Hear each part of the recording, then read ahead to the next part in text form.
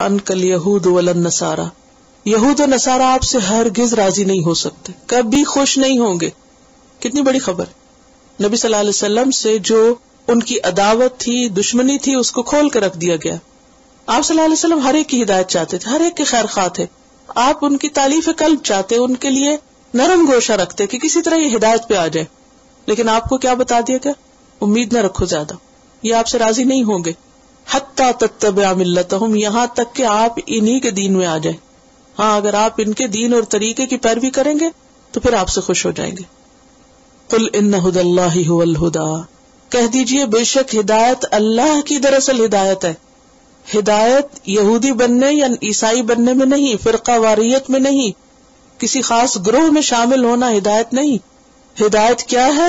جو اللہ کی ہدایت ہے. اور یہاں یہ جو ہوا کا لفظ بیچ میں آ رہا ہے نا، اسے کہتے ہیں ضمیر فصل، اور یہ کسی چیز کو اسپیسیفک کرنے کے لیے اور باقی سب کی نفی کرنے کے لیے آتا ہے کہ اصل ہدایت اللہ کی ہے، اس کے علاوہ کوئی چیز ہدایت نہیں ہے. یہ معنی بنتا ہے. یعنی ہدایت وہ نہیں جس پر تم ہو. آج کے لیسن کے شروع میں ہم نے پڑھا تھا نا کہ ایک گروہ کہتا ہے تم کسی چیز پر نہیں، دوسرا کہتا ہے تم کسی چیز پر نہیں، وہ دونوں ایک دوسرے کو گمراہ قرار دیتے ہیں. تو یہاں پر کیا فرمایا گیا کہ اصل ہدایت کیا ہے؟ جو اللہ کی طرف سے آئی ہے.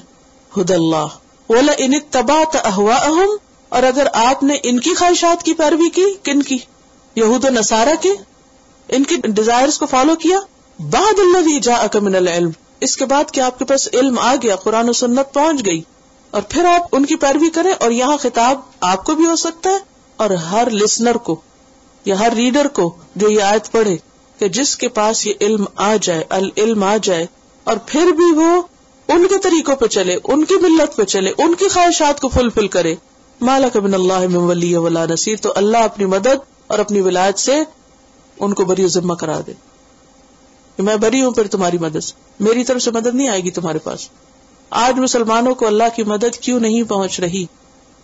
اللہ کی مدد کیوں نہیں آتی؟ حالانکہ نبی صلی اللہ علیہ وسلم کے زمانے میں 313 3 گنا پہ حاوی ہو رہے ہیں جنگ بدر میں. اس کے علاوہ بھی مختلف مواقع پر کہ مسلمانوں کی تعداد بہت کم ہوتی تھی، لیکن اس کے باوجود اللہ تعالیٰ ان کو فتح یاب فرماتے. کیوں؟ کیونکہ وہ اپنے اصل دین پر تھے. آج لوگ اپنے دین کو درست کرنے کی بجائے دائیں بائیں دیکھتے رہتے کون ہماری مدد کرے، اور پھر دوسروں کو خوش کرنے کی کوشش میں اپنا دین چھوڑ دیتے، اپنے طریقے چھوڑ دیتے، اپنی روایات چھوڑ دیتے، اپنا سب کچھ چھوڑ کے ان کی نظروں میں جچنے کی کوشش کرتے. تو جو کوئی ایسا کرے، کوا چلا ہنس کی چال اپنی بھول گیا، نہ ادھر کے رہے نہ ادھر کے رہے، نہ خدا ہی ملا نہ وصال صنم. اللہ کی مدد سے بھی گئے اور دنیا میں بھی ذلیل و رسوا ہوئے. کہاں کے رہے؟ پھر کہیں کے بھی نہیں. یہی حال ہو رہا ہے آج ہم سب کے ساتھ. اور ولی کون ہوتا ہے؟ جو فائدہ پہنچائے. پھر اللہ کی طرف سے کوئی فائدہ نہیں پہنچے گا.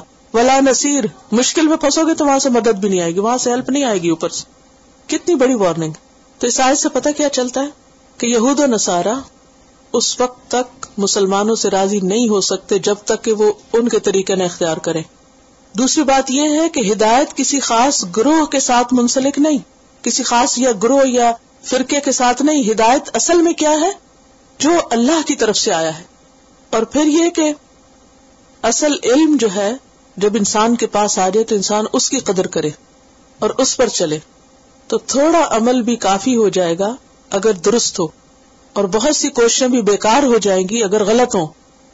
دیکھیے نا کہ بعض اوقات کچھ لوگ تھوڑے وقت میں بہت سا کام کر لیتے ہیں، وجہ کیا ہوتی ہے؟ طریقہ درست ہوتا ہے. اور کچھ لوگ سارا دن لگا کے بھی کہیں نہیں پہنچتے. کیوں؟ اگر آپ راستہ ہی غلط لے لیں کہیں جانے کا، پہنچیں گے؟ ساؤتھ کی بجائے نارتھ لے لیں، سڑک کا نام وہی دیکھ دیکھ کے خوش ہوتے رہے، تو آپ تو الٹی ڈائریکشن پہ جا رہے ہیں. آپ کو چاہیے تھا اللہ کو خوش کرے اور آپ کسی اور کو خوش کرنے میں لگے ہوئے، تو اللہ کی طرف سے تو مدد کا ہاتھ اٹھ گیا. لیکن یہ نقطہ کتنے لوگوں کو سمجھ آتا ہے؟ پھر